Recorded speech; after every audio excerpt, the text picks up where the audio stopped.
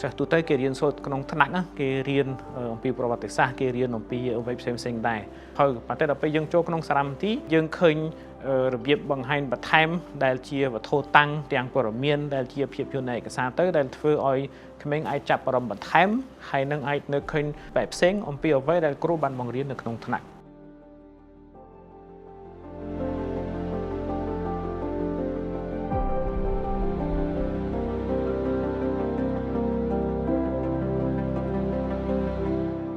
សារមន្ទីរយើងខ្ញុំមានការរៀបចំ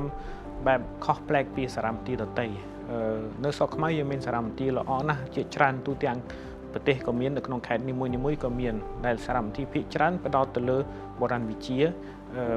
រូបចម្លាក់គេហៅពាក្យសម្ដែងគេថាថ្មបុរាណនៅក្នុងសារមន្ទីរយើងខ្ញុំនេះក៏យើងមានការ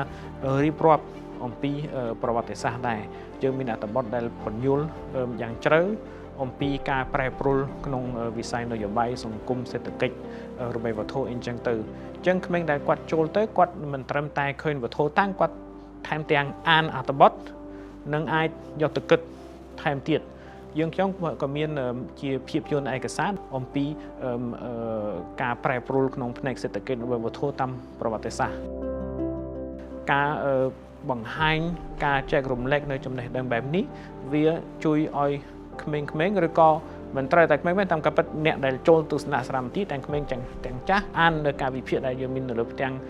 អក្សរនឹងអាចយកទៅគិតតទៅទៀតធ្វើឲ្យគាត់មានចន្ទៈក្នុងការរៀនសូត្រនិងយកទៅគិតគូរខ្លួនឯងអញ្ចឹងយើងធ្វើឲ្យមានការតាក់ទាញយើងធ្វើឲ្យមានលក្ខណៈរស់រវើកយើងធ្វើឲ្យមានលក្ខណៈទំនើបដែលរាល់ចំណុចទាំងអស់នេះជាកត្តាតាក់ទាញភ្ញៀវទាំងអស់ជាពិសេសយុវជនហើយដូច្នេះហើយការរៀបចំឲ្យមានសិស្សមកពីខេត្តចូលទស្សនៈសារមន្ទីរមានសារៈសំខាន់ណាស់ហើយកន្លងទៅនេះគឺខ្ញុំបានធ្វើខ្លះហើយដែរខ្ញុំមានសិស្សមកពីខេត្តរតនគិរីខេត្តស្ទឹងត្រែងខេត្តកំពង់ចាមខេត្តកំពង់ធំ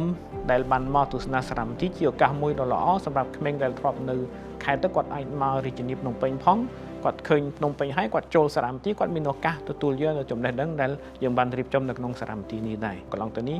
បានសហការជាមួយសមាគមធនាគារនៅកម្ពុជាក៏ដូចជាជាមួយស្ថាប័នមួយចំនួនផ្ទាល់ៗសម្រាប់រៀបចំទស្សនកិច្ចសិស្សសាលារដ្ឋមកទស្សនាសារមន្ទីរជាក់ស្ដែងជាមួយគ្រឹះស្ថានអមរិតយើងខ្ញុំបានសហការជាមួយគាត់ចង់ពី3ឆ្នាំហើយឥឡូវហើយរាល់ឆ្នាំគាត់មានកំណត់ថ្មីដើម្បីសម្រួលដល់ការទស្សនាសារមន្ទីរយើងខ្ញុំដោយសិស្សរបស់រដ្ឋហើយក្នុងឆ្នាំនេះយើងខ្ញុំកំពុងរៀបចំជាកម្មវិធីថ្មីដែលគេហៅថារត់អាននិងរៀនសូត្រអ្នកណារត់ក៏រត់ទៅអ្នកណាត្រូវដើរក៏ដើរក៏បានដែរប្រហែលគីឡូទៅនៅរាជធានីភ្នំពេញដោយយើងប្រមូលយុវជននិងសិស្សានុសិស្សជាច្រើនដើម្បីលើកទឹកចិត្តឲ្យគាត់ហាត់ប្រាណផងលើកទឹកចិត្តឲ្យគាត់អានសៀវភៅឲ្យបានច្រើនហើយលើកទឹកចិត្តឲ្យគាត់មករៀនសូត្រជាពិសេសតាមរយៈសារមន្ទីរចំពោះយើងខ្ញុំគឺគោលបំណងមានតែមួយគត់គឺធ្វើម៉េចឲ្យបានភ្ញៀវកាន់តែច្រើនចូលទស្សនៈសារមន្ទីររបស់យើងខ្ញុំឯងប៉ុណ្ណឹងគឺយើងខ្ញុំពេញចិត្តដែរអញ្ចឹងកាលណាខ្ញុំមានភ្ញៀវកាន់តែច្រើនគឺខ្ញុំមានតែអរគុណដល់អ្នកមកទស្សនាអរគុណដែលអ្នកជួយរៀបចំឲ្យមានភ្ញៀវកាន់តែច្រើនហើយប៉ុណ្ណឹងយើងខ្ញុំស្ងប់ចិត្ត